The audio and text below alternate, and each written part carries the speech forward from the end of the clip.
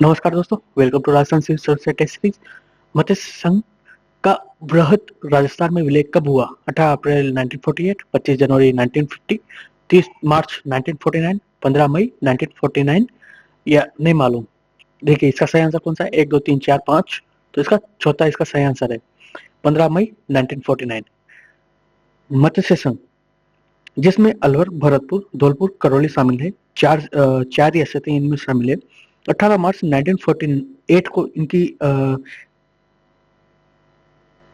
इनका गठन हुआ था और इसकी राजधानी अलवर थी। राज प्रमुख उदयभान सिंह जो कि धौलपुर के थे, और उपराज्यपाल गणेश पाल देव, और इसके प्रधानमंत्री शोभाराम कुमावत थे। और इसमें एक ठिकाना और शामिल था, निमराना, जो कि अलवर में ही है। एक रियासत हुआ करती थी इनके मध्य में, और वृहद राजस्थान इसका गठन 30 मार्च 1949 को हुआ था, जिसमें संयुक्त राजस्थान, जिसमें 14 प्लस 2 ठिकाने थे। ठिकाने कौन से? लावा। और यह चौथे चरण का था, जो कि मिलकर वृहद राजस्थान प्लस मत्स्य संघ, इसकी स्थापना गठन 15 मई 1949 को हुई, जिसकी राजधानी जयपुर, और इसके राज प्रमुख मानसिंह। ये राज प्रमुख का पद जो कि राज्यपाल में कन्वर्ट हुआ था 1956 में हुआ था। राज्य पुनर्गठन आयोग के द्वारा इस पद को बदल दिया गया था, और हर एक राज्य में गवर्नर का पद जोड़ा गया था।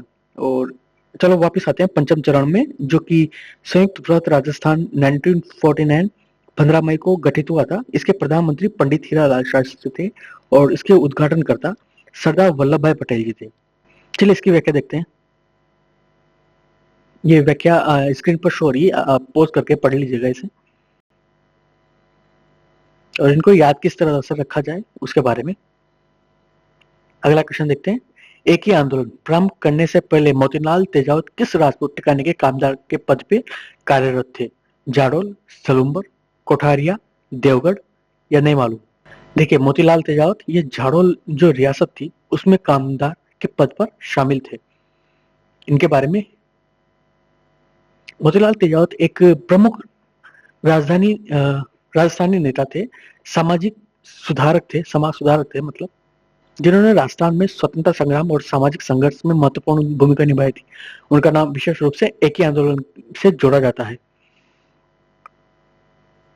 और इनका प्रारंभिक जीवन, मोतीलाल तेजावत का जन्म राजस्थान के भीलवाड़ा जिले में हुआ था, एक छोटे से गांव में। वे राजपूत ठिकाने से जुड़े हुए थे। उनका जीवन की शुरुआत बहुत ही साधारण और ग्रामीण परिवेश में हुई थी। कुशल कार्यकर्ता, समाज सेवी मोतीलाल तेजावत ने अपने जीवन में शुरुआत में राजपूत ठिकानों के कामदार के पद पर अर्थात नौकरी की थी। प्रशासन में सामाजिक और राजनीतिक बदलाव की दिशा में महत्वपूर्ण कदम उठाए गए उनके द्वारा।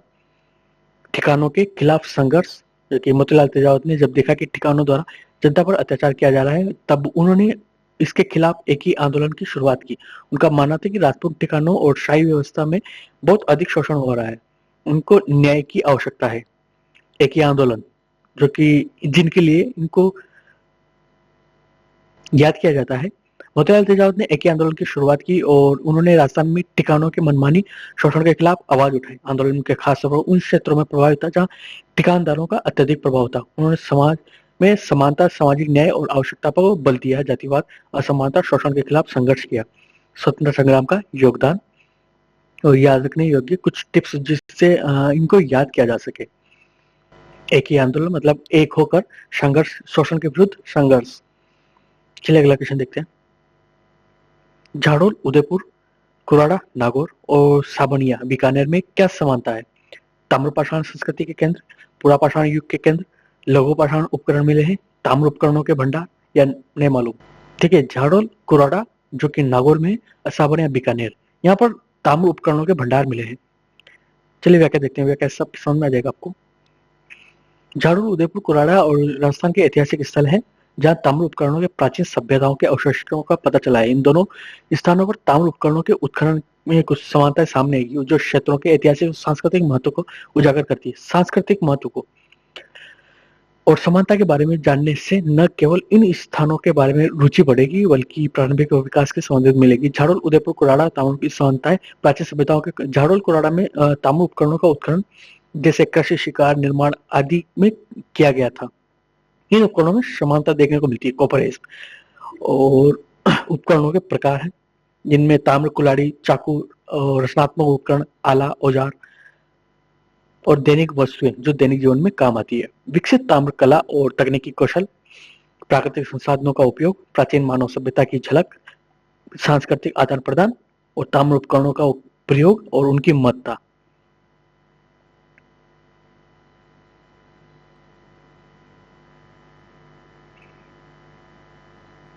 इनको पोस्ट करके आप पढ़ लीजिएगा। अगला क्वेश्चन देखते हैं। प्रसिद्ध चित्रकार मोहम्मद शाह जयपुर के किस महाराजा के दरबारी चित्रकार था?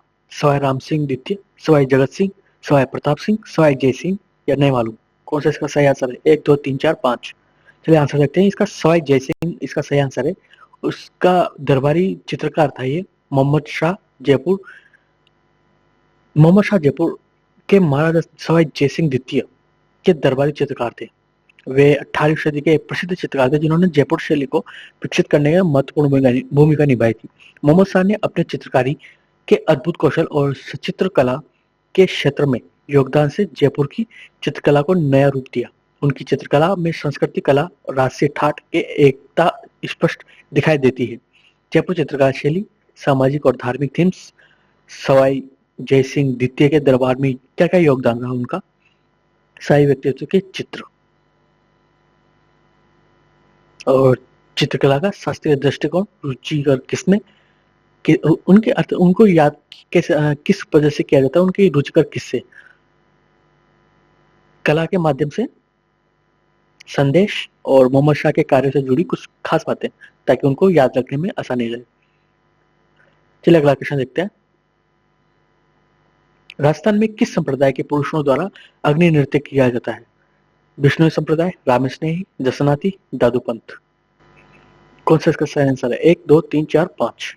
देखिए जसनाती संप्रदाय है जिनके द्वारा फतेह फतेह किया जाता है अग्नि नृत्य। राजस्थान की कुछ सांस्कृतिक प्रथाओं में से एक है। समुदायों द्वारा किया जाता है, कई समुदायों द्वारा किया जाता है। ये नृत्य मुख्य आध्यात्मिक, धार्मिक और उद्देश्य की इसमें आग पर विशेष उपयोग किया जाता है शुद्धिकरण, ऊर्जा के प्रतीक के रूप में, शुद्धिकरण के रूप में। अग्नि नृत्य की परंपरा भी जीवित है और सांस्कृतिक धरोहर बल्कि सामाजिक और धार्मिक आयोजनों का हिस्सा है। प्राचीन धार्मिक नृत्य महाभारत और पुराणों में इनका अभिलेख क्या है? आधुनिक प्रमाण क्या क्या है? इनको पॉज करके पढ़ लीजिएगा आप। शारीरिक सहन शक्ति प्रशिक्षण, आध्यात्मिक ऊर्जा, परंपरागत क्वालिटी, अग्नि नृत्य के रुचिकर किस्से और निष्कर्ष। चलिए अगला क्वेश्चन देखते हैं। कोवल्यमाला नामक कथा संग्रह में कितनी देशी भाषाओं के नाम का उल्लेख हुआ है? कोवल्यमाला नामक ग्रंथ में कथा संग्रह में कितनी देशी भाषाओं का नाम उल्लेख हुआ है राजस्थान में? 18, 17, 16, 15 या फिर नहीं मालूम? देखिए इसका सही आंसर 18 है। कोवल्यमाला में 18 भाषाओं का उल्लेख मिलता है। 8वीं शताब्दी और उद्योतन सूर्य ने लिखा था। इस ग्रंथ में 18 भाषाओं का उल्लेख मिलता है। कोवल्यमाला में भाषाओं का उल्लेख, कोवल्यमाला में 6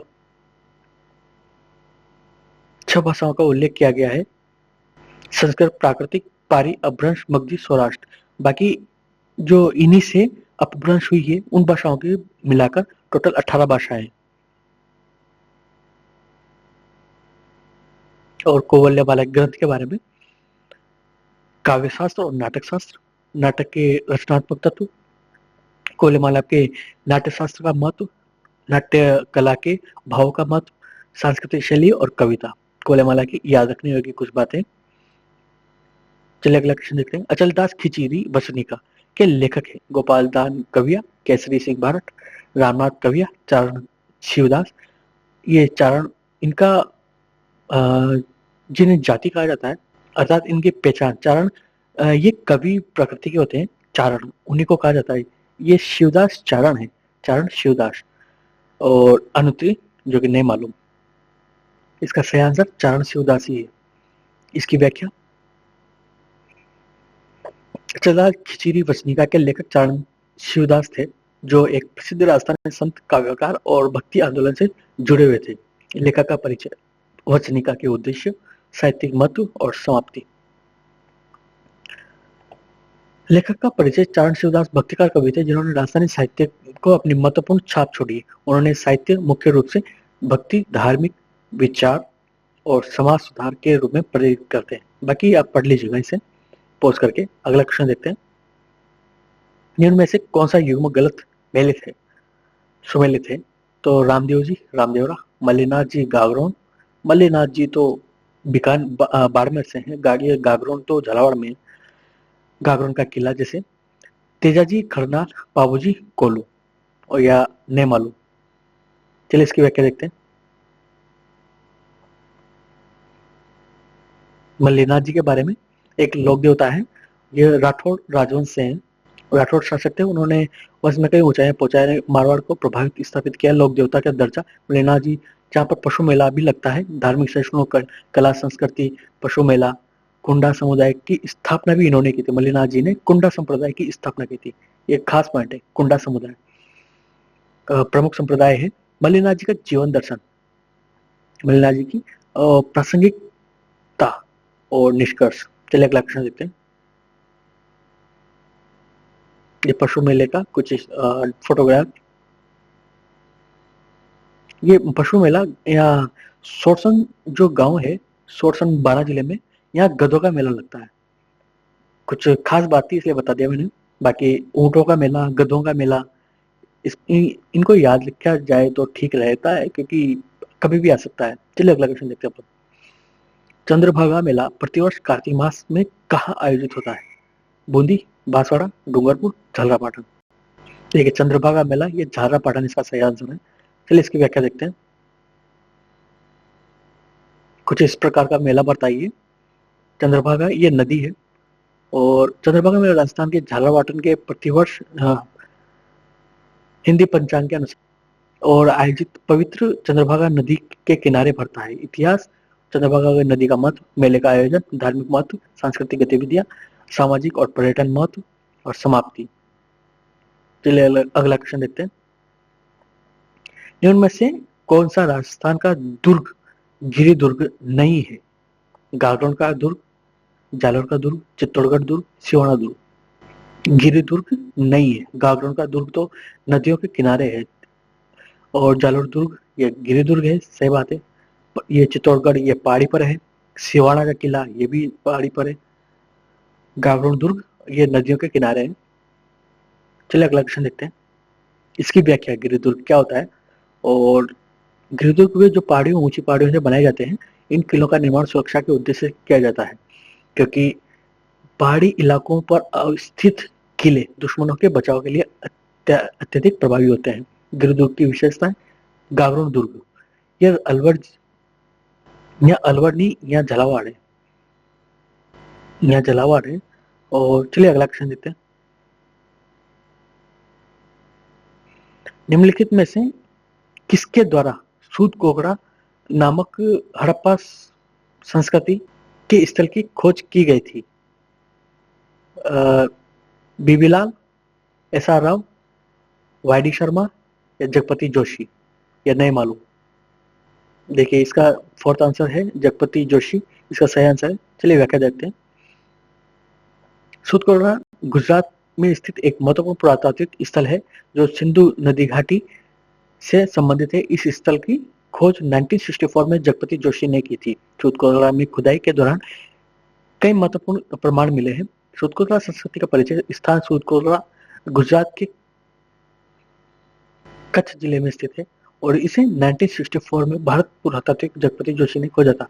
इसका समयकाल 2600 से 1900 ईसा पूर्व से संबंधित है और इसका महत्व पश्चिमी विस्तार को दर्शाता है और यह स्थल सभ्यता के जीवन, पशुपालन, घुड़सवारी की जानकारी देता है। घुड़सवारी, पशुपालन और जीवन, सभ्यता के जीवन, इसमें मिले घोड़े के प्रमाण महत्वपूर्ण बनाते हैं। सूत कोकड़ा में घोड़े के प्रमाण, सूत कोकड़ा में घोड़े के प्रमाण याद रखिएगा। और इनका नगर योजन, गढ़ और निचला नगर जिनमें पाए जाते हैं, घोड़े के प्रमाण मिले हैं। सुरक्षा व्यवस्था है, कृषि और जल व्यवस्था के अच्छे प्रमाण मिले जिनमें गेहूं, जो बाजरा की खेती के संकेत मिले हैं। मिट्टी के बर्तन भी मिले हैं और ज्यामितीय डिजाइन उकेरे गए हैं, ज्यामितीय। और अन्य अवशेष जैसे कि उपकरण, मोती, आभूषण, खिलौने सूतकोटड़ा मिला, हाथी दांत, शंख से बने सामान भी पाए गए हैं। सूतकोटड़ा सिंधु घाटी सभ्यता का एक अनूठा केंद्र है। सांस्कृतिक तकनीक सामाजिक पहलुओं को समझने में मदद मिलती है।